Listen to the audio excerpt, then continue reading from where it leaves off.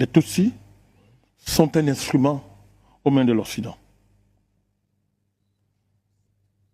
C'est ça que l'objet de mentionner. Et quand vous faites ce genre d'analyse, vous oubliez cette dimension, vous passez à côté de l'affaire.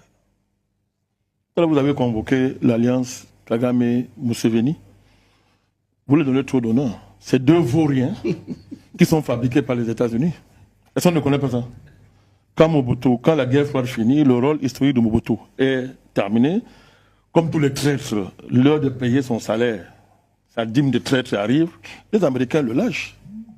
Bill Richardson, qui est ambassadeur des États-Unis à Kinshasa, avec qui il mangeait tous les deux, lui dit que monsieur, si tu ne pars pas d'ici, on va traîner ton cadavre à Kinshasa. Il lui dit, c'est connu, c'est documenté, ce que j'ai dit là. Hein. C'est documenté. Et vraiment, le naïf, vous ne pouvez pas l'insulter parce qu'il est déjà mort, le naïf, dit que donc maintenant il faut poignarder dans le dos. Donc il part, on a le poignarder devant. C'est ça les Africains. Ouais, c'est même bête. C'est même bête. Et lui pensait qu'il était tellement important qu'on le poignardait dans le dos, on a le poignardé devant.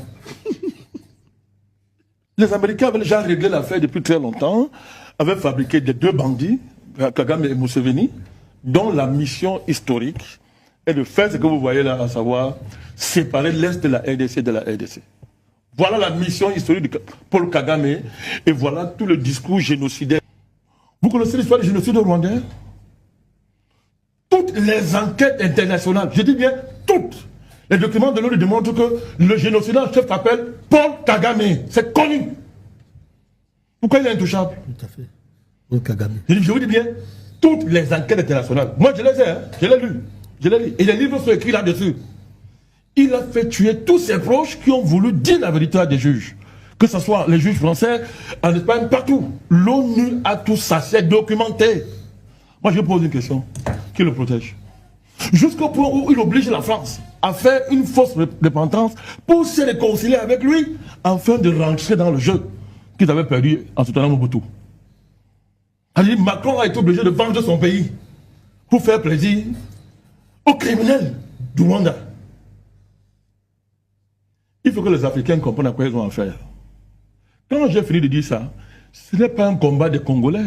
Voilà encore la deuxième grande erreur qu'ont fait nous les Africains. L'incapacité à être réellement solidaire quand un de nos frères est en train de tomber. En oubliant que qui va tomber. Comme ça s'est passé pendant l'esclavage et la colonisation, quand il tombera, c'est nous qui serons les suivants. Ce n'est pas une affaire des Congolais. C'est toute l'Afrique qui est attaquée. Nous savons, nous, petits stratèges de notre niveau, nous savons qu'après la LSC, c'est le Cameroun qui va suivre. Nous connaissons tous les plans. Il ne faut pas raisonner en disant que non.